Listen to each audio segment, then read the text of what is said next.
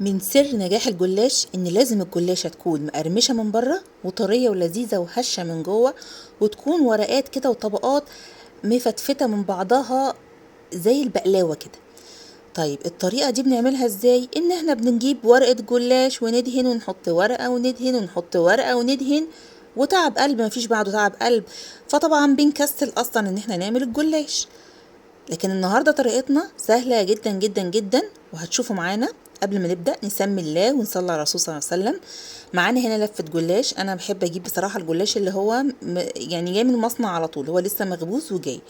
الجلاشه بتبقى بسم الله ما شاء الله اللهم بارك طريه جدا ولذيذه، مش متكسره ولا متفروته ولا اتجمدت ولا اتفك تجميدها ولا الكلام ده كله.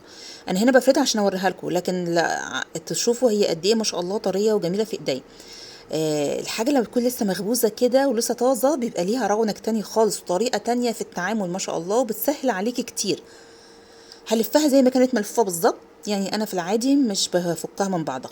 الطريقة دي كانت في بالي من بدري، لو طب ليه يا جماعة ما نقطعش الجلاش كده ونحطه في صينية ونسقيه وخلاص. وبعدين لقيت الناس ابتدوا يعملوها ما شاء الله، البنات الشاطرين كلهم اللهم بارك ابتدوا يعملوها. بس انا اخدت عليهم بس ان هم كانوا بيكبروا الحلقات شويه.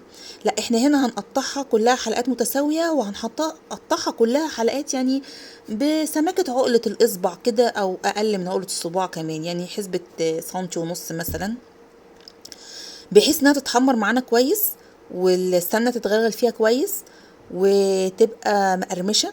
لان زي ما قلنا اهم حاجه في الجلاش ان هو يكون مقرمش. هنخلص الكميه بتاعتنا كلها قطعناها حلقات وفي صينيه كده مدهونه سمنه. هنبتدي ان احنا نرص الجلاش بتاعنا. ممكن ترصيه زي ما هو بالظبط، وممكن تفتحيه كده بايدك شويه. انا حاولت ان انا افتحه سنه بسيطه بايديا بحيث ان اللفه تبقى عامله شكل الورده كده، تبقى شكلها ظريف بصراحه. وبعد ما خلصتهم كلهم رصيتهم، هبتدي اجيب سمنه سايحه. عندك سمنه بلدي تمام، مفيش يبقى سمنه عاديه، او حطي زيت على سمن مفيش اي مشكله. وهنبتدي ان احنا نرش كده السمنه عليها. نلاقي الجلاش كله اتشرب، هندخله فرن سخن هيقرمش معانا ويطلع. اول ما يطلع هنسقيه بشربات تقيل، الجلاش بيحب الشربات التقيل يا بنات. شربات الجلاش بتاعنا كوبايتين سكر عليهم كوبايه ميه وعصره ليمونه، وبسيبهم يغلوا لحد ما الاقي نفسي اخدت السماكه بتاعتهم التقيله دي، والجلاش ما شاء الله لقيته بقى عامل زي العسل النحل كده. خلاص بطفي عليه واحطه على جنب يبرد. الجلاش بيحب الايه العسل الشربات البارد. يعني انا العسل عندي بارد والجلاش سخن. بصوا هنا مش جلاش، ده ورد بلدي اللهم بارك، تحفه ومورق جدا جدا ومقرمش جدا ومن جوه طري. عايزه بقى تقدمي زي ما هو كده. هنشيل نحطه في طبق التقديم من غير نضيف له اي اضافات، مفيش اي مشكله. ممكن شويه مكسرات ترشيهم عليه، شويه كريمه، شوكولاته، نوتيلا، كاسترد. بصوا اللي عايزين تحطوه حطوه. احنا هنا بنعمل حاجه في بيتنا، عارفين احنا بنحب ايه، فاللي احنا بنحبه احنا هنزوده، او المتاح عندنا في البيت هو اللي هنزوده.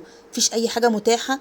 لفه جلاش ب 15 جنيه، عليها شويه سكر من البيت، عملتي العسل بتاعك وسويتيها بشويه سمنه برضو من عندك من البيت، مش هنبقى غرمنا غير 15 جنيه بس اللي اشترينا بيهم حق، اللي اشترينا بيهم لفه الجلاش من بره.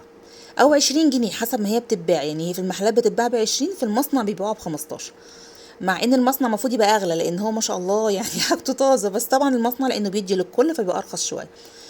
انا هنا زودت عليها، حطيت بس شويه كريمه كده من على الوش، وشويه كريز بقى كانوا عندي قطعتهم بقيت البسبوسه، ورحت حطاهم برضو على وش الجلاش. شويه شوكليت كده كريسبي كانوا عندنا برضو. هبتدي ارش عليهم شويه شوكليت. مش مصممه على شوكليت شيبس.